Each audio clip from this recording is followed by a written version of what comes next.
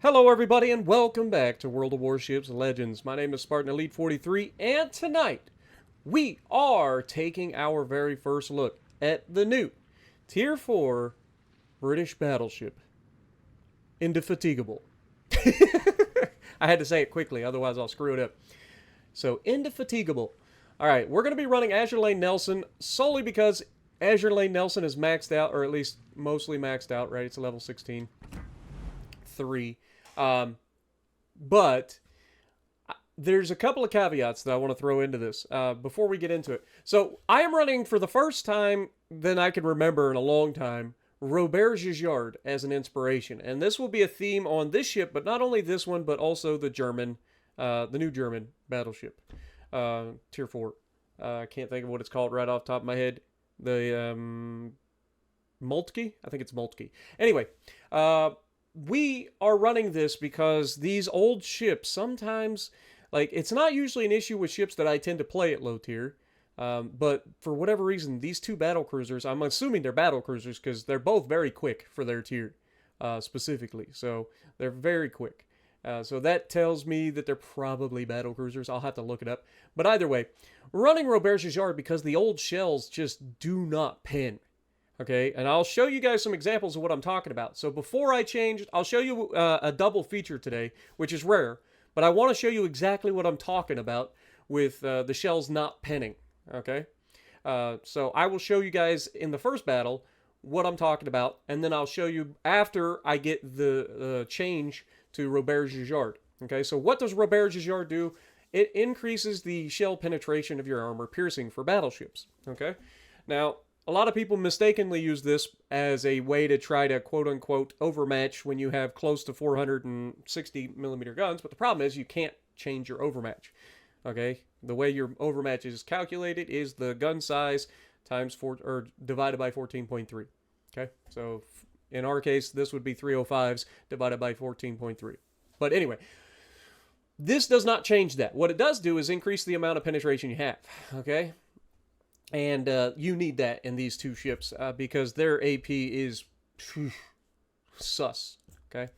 And the reason I say you want to be shooting AP at this tier is, if you guys remember correctly, almost every ship at this tier, except for Peter Veliki, can be overmatched by the guns of every battleship at the tier.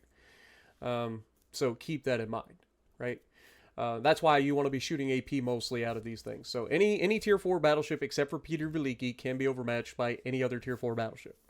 That's the only tier that's a case, but it is the thing. Now, some of those ships, much like this one, have an extended belt, so you got to learn those ships and then aim a little bit higher, but I promise you can still overmatch them.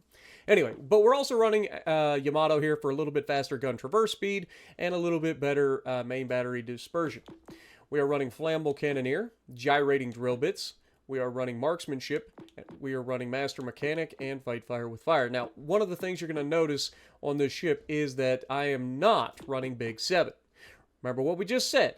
One of the things that we don't want is reduction of penetration of my battleship's shells. They're already really bad penetrators, right?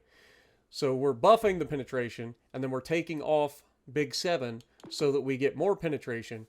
And so we'll also get a little bit faster traverse speed, and we get a little bit more AP shell damage at the cost of a little bit of speed. Now, these things are very quick, so losing a little bit of battleship speed at the tier, you're not going to really notice.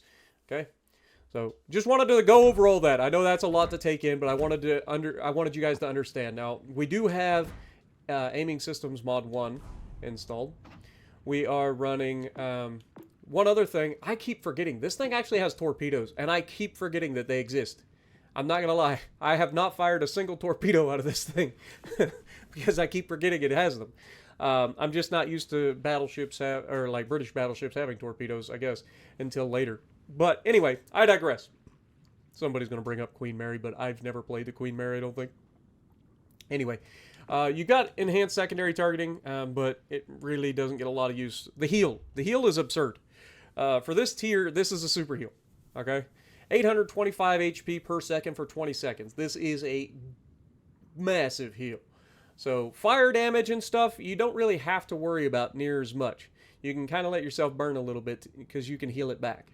So use your damage controls wisely, and heals. I mean, the heals are absurd. So keep that in mind. Okay, so Italian Unity flag because it kind of looks like a Spartan helmet, and the Type 9 camo that comes with the ship.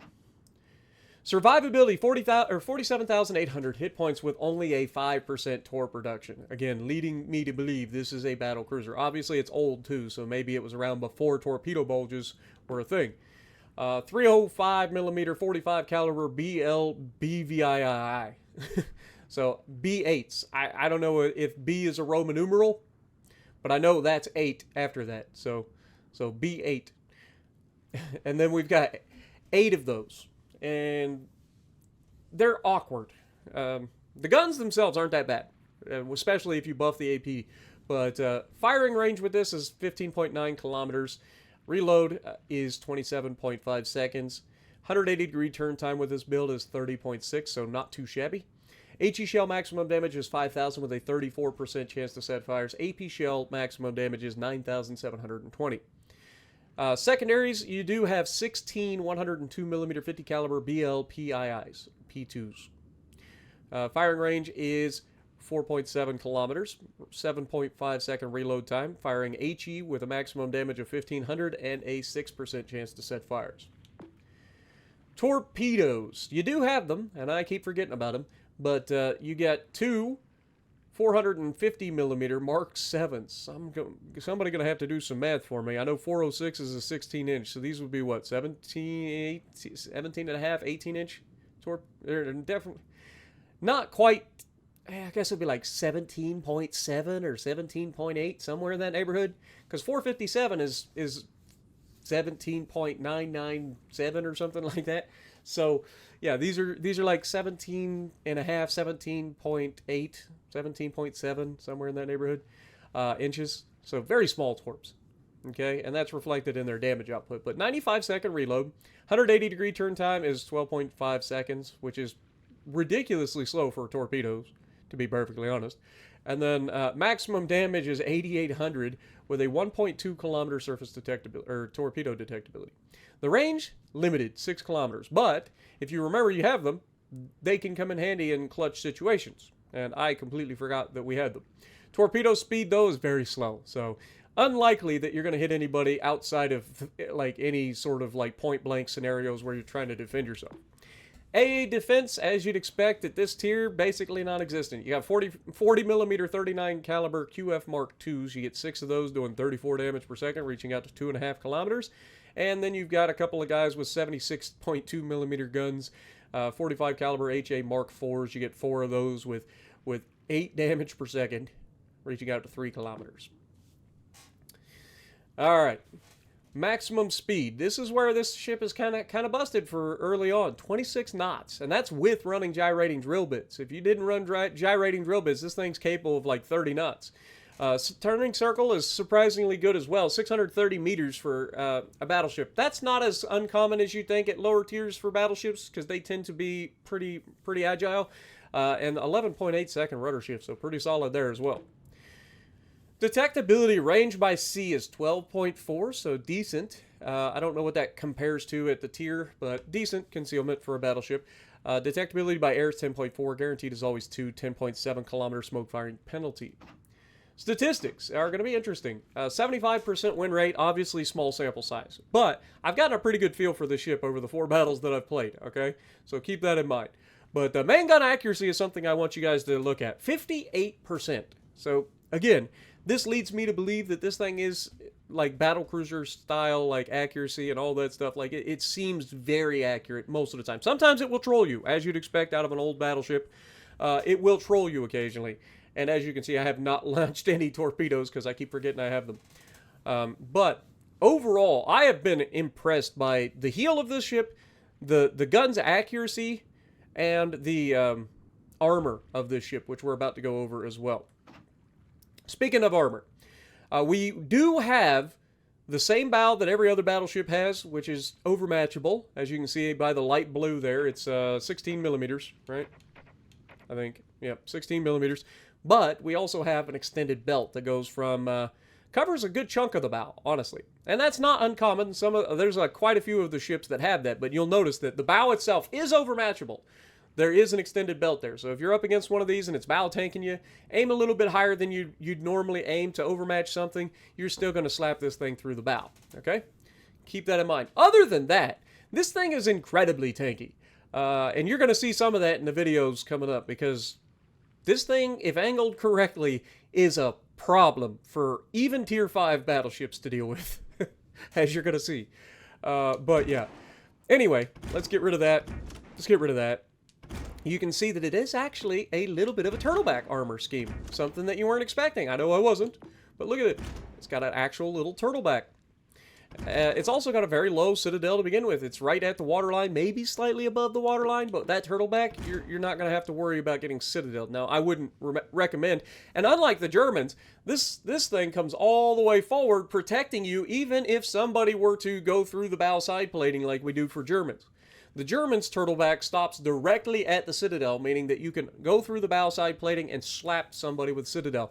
This extends past that, so it protects you even further. I like that. So, I'm telling you guys, this thing is incredibly tanky, and it has a ridiculous heal. Do not sleep on this thing if you're at low tiers, okay? I know there's some of y'all out there that like to, slum it up at tier 4, okay? You know who you are. Agile. Above average ability to change direction. Okay? That's what we already talked about. Fast. Above average maximum movement speed. Again, we already talked about that. And greater heal. Repair party restores severe damage. It's got a super heal for the tier. I don't know if it would technically be classed as a super heal, but I promise you, for the tier, it is a super heal. You combine that heal with this tankiness, and it can be a problem to get rid of this thing. Indefatigable. HMS Indefatigable was laid down in 1909 and commissioned in 1911 to start serving within the 1st Battlecruiser Squadron. See, I was right. After transferring to the Mediterranean in 1913, she participated in the search for Battlecruiser Goeben and blockade of the Dardanelles. In 1915, Indefatigable returned to the United Kingdom to join the 2nd Battlecruiser Squadron.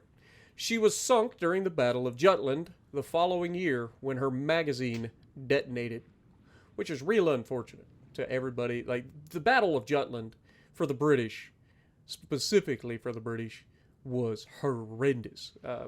That's, like, if you guys haven't read up on the Battle of Jutland and all the craziness that happened, like, seriously, check it out. If you're a history person, check it out. Of course, if you are, you probably already know. Entered service 1911, 3 of them in the series. Don't know how many were built, but 3 of them in the series.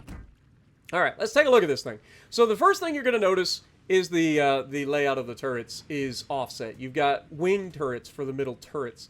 Now, the shape of the center stack and armor for the stack is actually not too bad for allowing full broadsides, but the problem is anytime that you change the side that you're trying to shoot, they're going to struggle, right? You're going to have them have to double all the way back, and then when they get there, you're going to have to open way too much broadside. So, in most situations, when you're fighting somebody, you're going to want to use just 3 turrets, okay? Only go for that 4th turret if you are absolutely certain you are not going to take a hit back, okay? Save those hit points as best you can. But other than that, I like this thing. I don't play a lot of tier 4 because I feel like it's a little too easy, but this thing is pretty nasty for its tier. So with all of that being said, let's get to the gameplay. Alrighty, so we're going to be on Land of Fire in this first match, and just as a reminder, in this first match, I'm running Azure Lane Nelson, and I accidentally forgot to take Big 7 off. And this was also on my normal build, which had Andrew Cunningham and Yamato as our commander inspirations. And one of the things I want you guys to specifically watch in this one is when I get into a fight with an Ishmael. You're going to watch a couple of things. First of all, the armor of the ship is going to play a big part in this fight. And the second thing is going to be the lack of penetration out of the guns. And again, I understand after going and changing my build, I understand that, Big 7 obviously reduces the penetration of the guns, as well as the fact that it's an older ship with old shells. There's a good chance that it just didn't have great pen to begin with, right? So when you reduce that pen even further with a build, then you're gonna have some issues sometimes, and that's why we go in and fix it. And in the second battle, you're gonna see what happens after I fix it. So now that I've given you guys enough prelude to the action, it's time to get right into it, okay? So, again, knowing that I'm going to be overmatched, right? Like, and I'm not talking about legitimate overmatching. I'm talking about just in general, like, we're in a Tier 5 lobby, so we've got to be smart. We're in a Tier 4 battlecruiser. And again, one of the things that I think a lot of people don't understand about the way I review my ships when they come out, I don't go in and look at all the stats. I don't go in and try to like look at the armor or anything, okay? I want my first reaction on the ship, like my first thoughts on the ship, to be completely new, right? Like, anybody can go in and look at the armor scheme and look at their builds and try to optimize min-max right out the gate, okay? I don't generally do that. What I try to do is I try to just jump in the ship and play it. I put on a standard build a lot of times that are run on most of the ships for the same thing. Like for us, battleships, generally on the same nation, you'll use the same battleship commander most of the time for all of the battleships for that nation. So I tend to use the same stuff, right? And I don't change anything about the normal build when I jump in for the first match. And right out the gate, like, when I first jumped in this thing, I was like, holy crap, it is fast. Now, obviously, we've got gyrating drill bits on now, or we will be having gyrating drill bits on later in the second video, but it's still quick, and it definitely gets up and goes, which immediately screams battlecruiser. Now, what doesn't scream is the armor of this thing, which, again, I found out pretty quickly that this thing is tanky. Even without looking at the armor scheme of this thing, it felt tanky, right? Because you just angle it relatively well and nothing gets through. Now, you will eat some shells through the superstructures and through the bow, obviously, if they aim a little bit high, but most people just don't know that at this tier. I know, it's a crazy concept, but it's Tier 4, Tier 5 in this case. But watch this shot. We're aiming slightly above waterline. It's a British battlecruiser. We want to get as many shells in them as possible. And that's a good result, man. 11,000 damage. I mean, you can't ask for much more than that. Now, that's, again, battlecruiser on battlecruiser action right there. So, didn't have any trouble, right? No issues there. Now, what I want you to look at is, as we get further into this, we've got the Pensacola here as well. And you can see I'm angling away. I'm trying to watch, because this Ishmael coming over here is a real problem. You can see he's taking shots at me. I'm like, okay, it's time to set up a kite here. I don't think I want to go toe-to-toe with an Ishmael at point blank. Unless, of course, I can get a broadside, in which case I should be able to send him to the Shadow Realm. But I see the Pensacola kind of sleeping over here, and our Omaha kind of goes full ham, and I mean, it's just a countdown. Like, it's just a matter of time. When you're in an Omaha and you do that, like, it's a matter of time. And the Pensacola immediately makes him regret it. As he should, because Pensacola actually overmatches him. But you'll see here, we get chunked pretty good by the Ishmael. But I don't run all the way away. I'm just limiting who can shoot me, right? Like, I'm pretty confident in my ability to kill an Ishmael at this tier in any battleship. Like, and even in a lot of cruisers. Because most cruisers that I play at lower tiers can absolutely citadel an Ishmael if you catch its broadside. Now, obviously, you gotta be careful, because Ishmael's a good ship, right? But they do tend to go broadside to get all their guns on target. Now, this guy actually does a really good job, and I got to give a shout out to Kami Zombie here, the captain of the Ishmael. He actually does a remarkable job for the tier, but listen to the shatters and the bounces of the Dreadnought Shuffle. He fires his guns, immediately is turning back to decrease that angle or increase the angle of reflections, right? So I have to be forced to go high. Now, again, Ishmael doesn't have a huge superstructure, right? So we're not going to get a lot of damage that way. So at this point, my goal is simple. And again, don't forget, I forgot that we have torpedoes completely. They would have come in real handy in this fight. But when you forget you have them, not so much. And they're all the way at the back of the ship, apparently, according to the little map at the bottom. You can see he absolutely crushes me there through the bow side plating. We fire, and we get 2 hits and 2 shatters. Now that's going to be important. I actually had to go back and watch this replay after the battle to see whether I was ricocheting, because he was doing a good job of kind of getting back and being angled. So I thought, well, maybe he was angled enough that I just looked, he looked broadside, but no, he was broadside.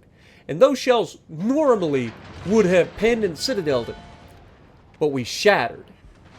Now, ricochet means you need to increase your pin angles, right? If you're ricocheting, you don't have the penetration angle to go through the armor, whereas shatters mean that you don't have the penetration to go through the armor. And you can see he is slightly angled here, but at this angle, I mean, Ishmael is dev strikeable. And again, I keep forgetting that I don't have torpedoes, so just reminding y'all. And then you saw all those shatters. And at this point, I'm like, how is he alive? Like, you gotta get dev struck at this. Like, he is flat broadside now. Like, there is no excuse. Maybe I was behind earlier, but there's no excuse for this next shot, right? 4 full pins, no citadel. Now, you might say, okay, well, it's short fuse armor piercing or something, And maybe that's the case. Or it just didn't have enough penetration to make it to the citadel. That could be too. And I think that was actually the case. And again, remember, with this first match, we were using Big 7, which reduces penetration. Now, Mackensen, we were able to pin him pretty easily earlier, so I was feeling pretty good about this, and we, of course, were able to pin him again. And so I'm like, okay, well, this guy's going to go down, no problem.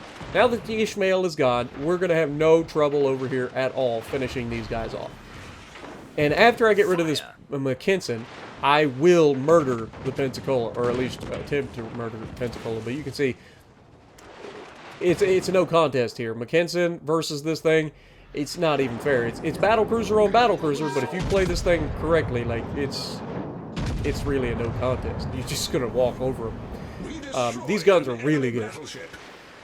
But now we're up against Pensacola. Now, I don't think that penetration is going to be a problem on the Pensacola, right? Like, we're not going to have any trouble. In fact, having less penetration might be a good thing, guaranteeing more citadels. But again, shout out to the Pensacola. He's already showcased that he's willing to shoot AP and HE, depending on the situation, which is a step above most people around, I would say the tier, but honestly, most people in general don't switch between the two, which is already, like I said, a step above. So shout out where they're due. And you can see he is using AP, and then he breaks my turret. These are 203mm guns knocking out the turrets of this thing. So turrets not the strongest in the world. And no heavy cruiser should ever knock out a freaking battleship's guns. But you can see his reload is going to be a problem. And this is why I say you cannot, under any circumstances, give anybody that opportunity to hit you back. Okay, make sure with absolute certainty that if you go for that 4th gun, that it's going to be worth it and you don't take as much damage. Now here, we wait for him to fire. We're going to go ahead and just worry about getting 3 guns. I'm not going to worry. Watch, from here on out, I don't bother trying to get that 4th gun unless I know that I'm not getting shot back. Because at the end of the day, he's showcased that he's going to slap me. And his AP is nasty. You guys know the Pensacola's AP is nasty. Even though a lot of people, for whatever reason, never use it. It is American armor piercing from a cruiser, and that is nasty. Ask any cruiser at the tier that decides to give that thing a broadside whether they think that it's a good idea. Here, we go ahead and take all 4 guns because the Pensacola decides to shoot at the cruiser. And we landed, 6 out of 8 shells. Can't ask for much better than that. And took all of the health off the man, and I knew at this point I was going to get yoinked. I knew it. I could feel it in my loins that this cruiser was going to yoink my kill. And sure enough, he leaves him with just enough for me to potentially get the kill here. And as we get the guns loaded, we go ahead and take the shot. Unfortunately, they kill him. And yeah, we got yoinked.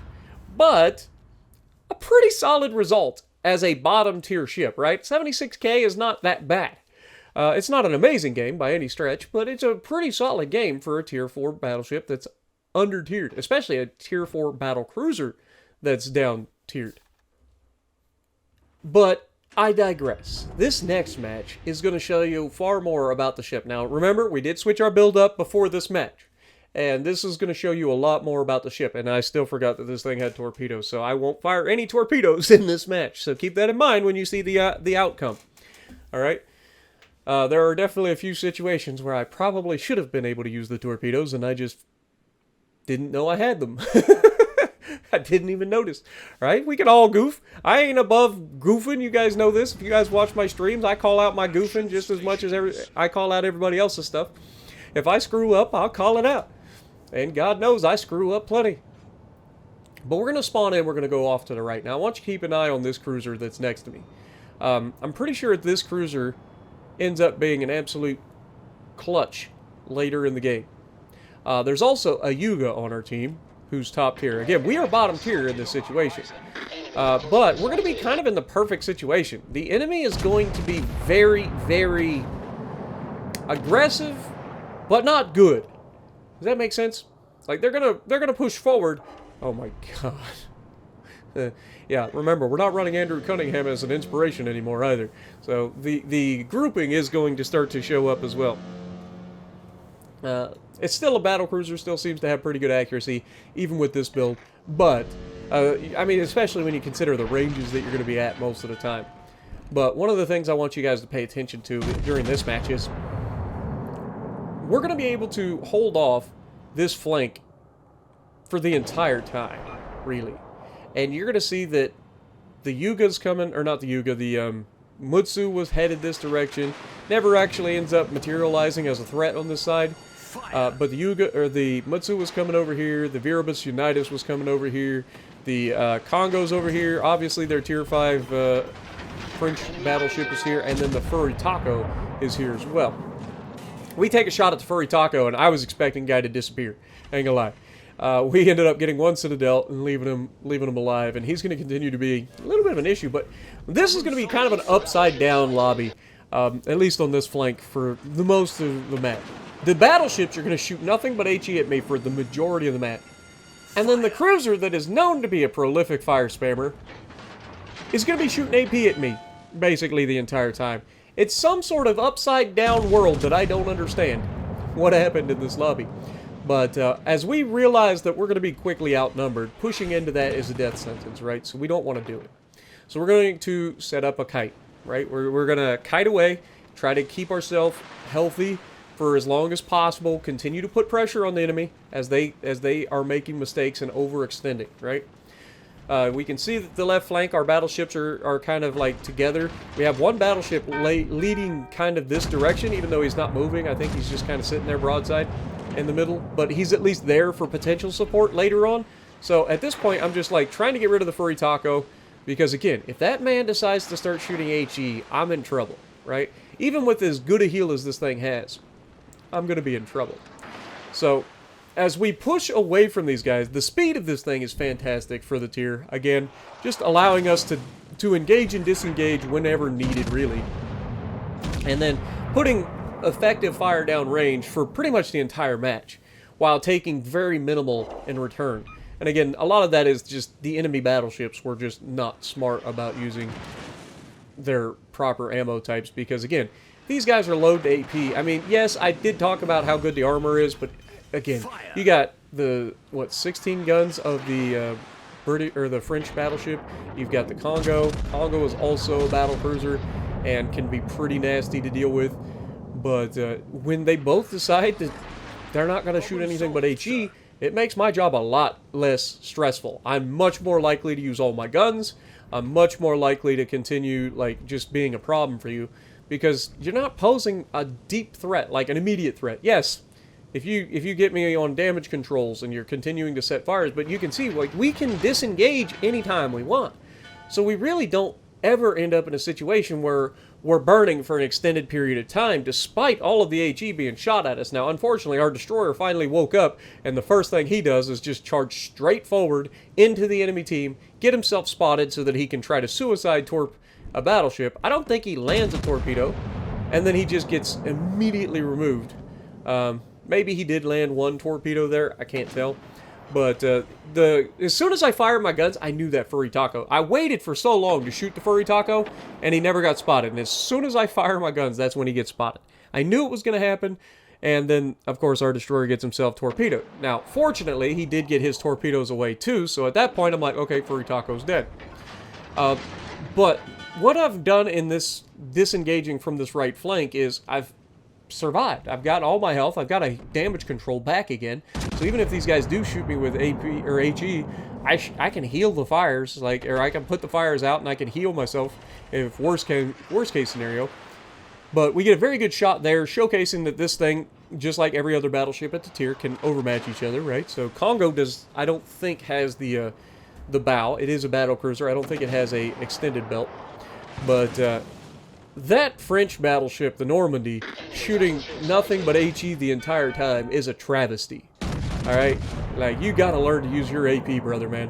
The Normandy is a fantastic ship and can absolutely be brutal to go up against Tier 5. But I digress. I'm not going to look a gift horse in the mouth. And as the Normandy goes full broadside once again to get all those juicy guns off to shoot nothing but HE, gets a fire.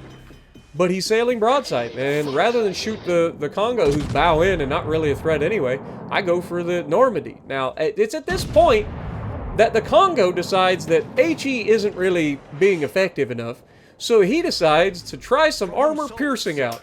And I don't know, well, you can see that that's HE, I think, right there, headed for the cruiser. But as he shoots at the cruiser, I'm very close to him, right? The Normandy shoots at me again. I got very lucky not to get set on fire there, but even if I got set on fire again with the heal, it's not really a big deal. And that heal's going to bail you out of a lot of things in this tier. Like, for real, that heal is kind of busted for the tier. But I am very aware of the fact that the Congo is there, and I cannot let my guard down, because at the end of the day, if I go broadside to shoot that Normandy, as juicy of a target that is, if this Congo loads AP, I could absolutely be in trouble. And it's at this point, he loaded AP. And it's also at this point where I get absolutely the worst RNG you could ever ask for. Shooting at a full broadside Congo at 5 or 6 kilometers. I get one shell. One shell. Needless to say, I was not thrilled in this moment. I was like, what are you doing to me, game? Like, if that's me in the Congo, I'm dead, right? And he does keep the AP loaded, and he gets another good result out of it, but overall, not too shabby. I'm not too worried about it.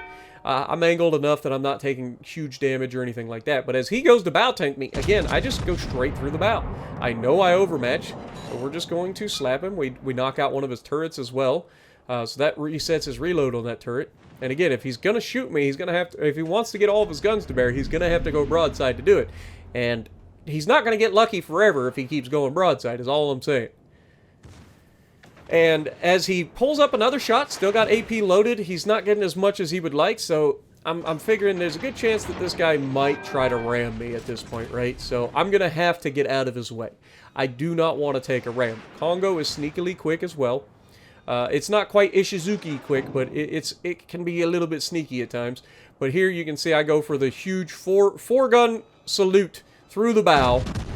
And, of course, in true Spartan fashion, we leave him with just enough to get away. Everything that we got screwed out of on the one, we just got for that one, right?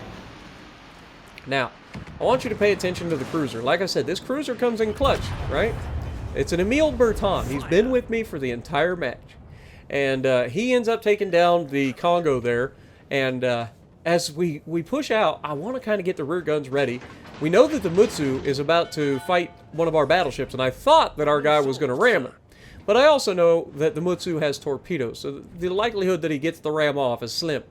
Right? Those torpedoes reload sneakily quick as well. They're only a single torp tube on either side, I think.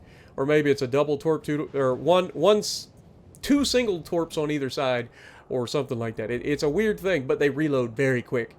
Like, they reload in like 30 seconds quick, okay? Or maybe 40 seconds or whatever. But unfortunately, Congo goes down to the Mutsu. Now, at this point, as Normandy goes around the corner, unfortunately, I missed with the front guns hitting the island.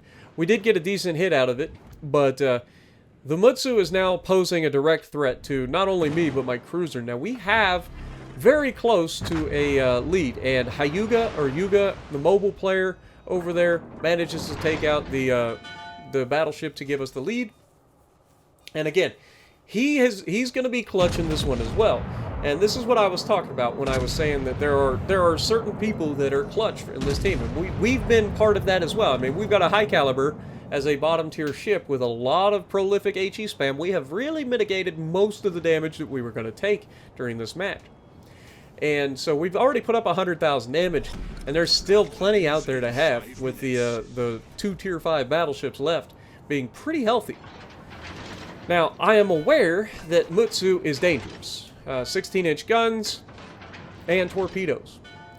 I'm also aware that Mutsu, in order to get those torpedoes off, has to go broadside, in which case he gets depth struck. At least under normal circumstances, if I'm in any other battleship, I would guarantee depth strike most of the time a Mutsu who tries to torpedo me. Anybody who's ever seen me do it knows. Like, Mutsu is like the easiest thing in the world to depth strike.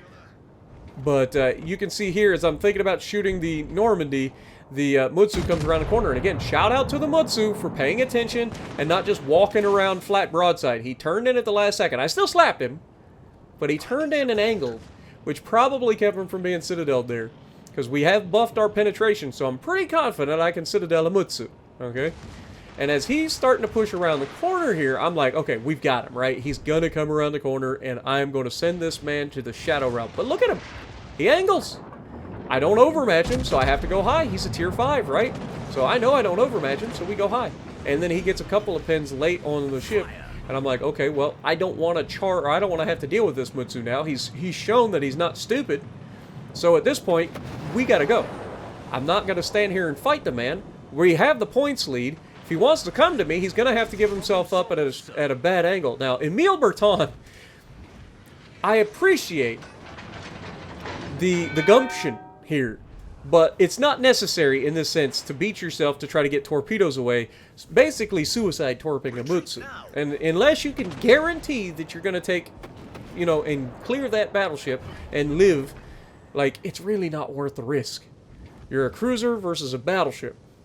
And unfortunately, he doesn't land any of his torpedoes there, and then has to back up in front of a 16-inch battleship at point-blank range. And fortunately, he gets away. And you can see, I'm trying to wrap around behind these guys, get in their cap. That's going to do two things. First of all, I'm assuming that this guy in the Emile is dead, right? Like, he's going to get killed. He beached. He's got to get out of there. Now, French cruisers being what they are, they got trick armor sometimes, and so they can be a pain to try to citadel. The Normandy has gotten absolutely bullied by this Yuga, which is to be expected. Again, Normandy has been broadside the entire game. Only reason I didn't bully him was because I was too busy shooting at him, the Furry Taco, and the Congo. So I was a bit busy to spread the damage out. But yeah, Yuga doesn't have that problem when he's the only thing he could shoot. But as the Emile shows that he's going to try to get back, we're in the cap, we're denying the enemy points, and we're going to be able to come around the backside and potentially shoot this guy. Now you can see those torpedoes that came off the bow. Only one person on their team has torpedoes, and that's the Mutsu. So I assume that the Mutsu is reversing here. Like, he just launched those torpedoes, but I was hoping that he was going to be reversing and I'd be able to kind of sneak up on him, right? Be able to kind of punch him. But unfortunately, he actually pushes forward with his other battleship. And his other battleship, of course, dies to the Emile. Again, Emile's one of the best cruisers at Tier 4. It just is. It's very nasty. It really is. Great AP and great HE. Can be a bit squishy, as you'd expect out of cruiser at Tier 4. But it's a great little cruiser. And unfortunately, Emile does go down. I mean, it was inevitable. The guy stayed there for far too long, but he does end up torping the guy. Watch the two torpedoes that hit the Mutsu here. See that? And at this point, I know I can kill that Mutsu, because he can't have that much health left, right? He was like half health when we shot him last, and he just took two torpedoes from an Emile Berton. So I'm thinking, okay, we're going to go around the corner. He's going to be beached on the island trying to escape those torpedoes, and he's going to die with one good shot. Unfortunately, he's neither beached on the island trying to dodge those torpedoes, and I am not in a position to shoot him. And even worse than that, we do get a chance to potentially shoot him here with the front gun, but of course the way these guns are spaced out, I can shoot with the front gun, and unfortunately we do get one full pin, but he gets away, we don't get the second gun on him, and then he's kind of going to stop and reverse. Here he beaches himself to reverse, and I'm assuming he's trying to torpedo me here. or just wait to get the shot. I mean, 16-inch guns, so he's got a very real possibility. Now, unfortunately, I'm getting just robbed on citadels right now. He does get some good hits on me. His secondaries are a potential problem, and you can see his torpedoes are way off. And then we get screwed on the shot, but I'm selling out for the final shot, and we finally get the guns to go where we want them and get that citadel that we knew we could get on him and finish him off at the last second. But 127,000 damage, top of the leaderboard, 1,892 base XP. Shout out to the Yuga as well as the Emil there for some pretty clutch plays late. But yeah, let me know what you guys think down in the comments below. Do you guys like this or not? If you like what I'm doing, punch the like button, leave a comment below, subscribe to the channel if you haven't already, and as always, I will see you in the next video.